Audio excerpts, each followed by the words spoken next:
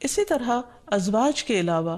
اولاد کے لیے بھی ہمیں قرآن و سنت میں دعائیں سکھائی گئی ہیں اور ان کا بھی اہتمام کرنا چاہیے۔ انسان اپنی زندگی میں اپنی بہترین کمائی اپنی اولاد ہی کو سمجھتا ہے، اور انسان اپنی زندگی کا بہترین سرمایہ اپنی اولاد پر خرچ کرتا ہے، اور اپنے بعد بھی ان کے لیے ہر طرح کی راحتیں اور نعمتیں چھوڑ کر جانا چاہتا ہے۔ لیکن اگر اولاد نیک ہو تو وہ والدین کے لیے صدقہ جاریہ بھی بنتی ہے، اور والدین کے خون پسینے کی کمائی کو ان کی زندگی میں اور ان کی زندگی کے بعد بہترین جگہوں پر استعمال کرتی ہے۔ لیکن اگر اولاد بگڑی ہوئی ہو تو زندگی میں بھی انسان کے لیے اذیت اور عذاب ہے، اور بعد میں بھی اس کے مال کو ضائع کرنے والی ہوتی ہے اور اس کے لیے بدنامی کا سبب بنتی ہے۔ اس لیے خصوصی طور پر اولاد کے لیے دعائیں کرتے رہنا چاہیے۔ نبی صلی اللہ علیہ وسلم نے فرمایا، 3 قسم کے لوگوں کی دعائیں قبول ہوتی ہیں اور ان کی قبولیت میں کوئی شک و شبہ نہیں: مظلوم کی دعا،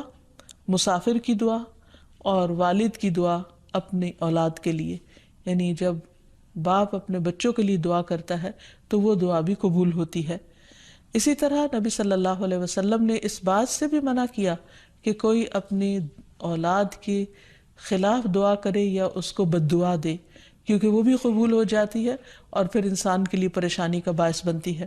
اس سلسلے میں نبی صلی اللہ علیہ وسلم نے فرمایا، اپنی اولاد کو بد دعا نہ دو، ایسا نہ ہو کہ وہ اللہ کی طرف سے قبولیت کی گھڑی ہو اور وہ تمہارے لیے قبول کر لے، اور اگر انسان کی ایسی دعا قبول ہو جائے تو پھر انسان کے لیے سخت پریشانی کا باعث ہو سکتی ہے یہ بات۔ پھر اسی طرح یہ ہے کہ اگر کسی کی اولاد نہ ہو تو اس کے لیے بھی دعا سکھائی گئی ہے، اور وہ دعا ابراہیم علیہ السلام کی دعا ہے، جس میں وہ کہتے ہیں، رب ہب لی من الصالحین، اے میرے رب مجھے نیک اولاد عطا فرما، صالح لوگوں میں سے عطا فرما۔ فبشرناہ بغلام حلیم، تو ہم نے اسے ایک بردبار بیٹے کی بشارت دی، یعنی اللہ سبحانہ وتعالیٰ نے ان کی دعا سن لی، اور یہ دعا بہت عرصے کے بعد سنی گئی تھی لیکن بہرحال سن لی گئی۔ ابراہیم علیہ السلام اللہ کے دوست تھے اور مستجاب الدعوات تھے، ان کی دعائیں قبول ہوتی تھی۔ لیکن یہاں یہ بات بھی پتہ چلتی ہے کہ دعا کی قبولیت کا مطلب یہ نہیں کہ جس وقت انسان منہ سے کوئی بات نکالے اسی وقت پوری ہو جائے۔ اس کی پورے ہونے میں بعض اوقات کئی سال گزر سکتے ہیں، جیسے ہم دیکھتے ہیں یوسف علیہ السلام کے واقعے میں، ابراہیم علیہ السلام اور دیگر پیغمبروں کے سلسلے میں۔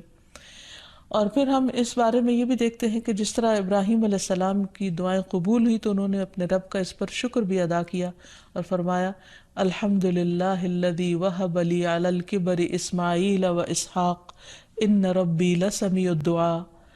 کہ اللہ کا شکر ہے جس نے مجھے بڑھاپے میں اسماعیل اور اسحاق جیسی اولاد دی، بلا شبہ میرا پروردگار دعائیں سننے والا ہے۔ اور حقیقت یہ ہے کہ اللہ تعالیٰ پیغمبروں کی بھی سنتا ہے اور پیغمبروں کے علاوہ باقی لوگوں کی بھی دعائیں سنتا ہے۔ اس لیے اولاد کی طرف سے کبھی بھی مایوس نہیں ہونا چاہیے، نہ ہونے کی شکل میں بھی اور ہونے کے بعد ان کی نیکی اور خیر اور بھلائی کے سلسلے میں بھی۔ اور اس میں ہم دیکھتے ہیں کہ زکریا علیہ السلام کی بھی اولاد نہیں تھی تو وہ بھی بڑھاپے تک مایوس نہیں ہوئے اور دعا مانگتے رہے، اور اس سلسلے میں آتا ہے کہ وہ جب دعا مانگتے تو کہتے، رب ہب لی من لدنک ذریۃ طیبہ انک سمیع الدعاء، کہ اے میرے پروردگار مجھے اپنے پاس سے نیک اور پاکیزہ سیرت اولاد عطا فرما، تو ہی دعا کا سننے والا ہے۔ یعنی پیغمبر ہمیشہ صرف اولاد کی دعا نہیں کرتے بلکہ نیک اولاد کی دعا کرتے ہیں۔ اولاد کا ہونا اللہ سبحانہ وتعالیٰ کا ایک بہت بڑا انعام اور بندے پر بہت بڑا احسان ہے۔ اسی لیے ہم دیکھتے ہیں کہ اولاد انسان کے لیے اگر نیک ہو تو راحت، رحمت، آرام اور چین اور آنکھوں کی ٹھنڈک کا ذریعہ ہوتی ہے۔ نبی صلی اللہ علیہ وسلم حضرت حسن اور حسین کو اپنے پھول کہا کرتے تھے کہ یہ دونوں میری دنیا کے پھول ہیں۔ ایک اور حدیث سے ہمیں پتہ چلتا ہے کہ اولاد انسان کی بہترین کمائی ہے۔ فرمایا، ان اولادکم من اطیب کسبکم، تمہاری اولاد تمہاری سب سے بہترین کمائی ہے، بس اپنی اولاد کی کمائی میں سے کھاؤ، یعنی وہ انسان کے لیے حلال ہے، جائز ہے۔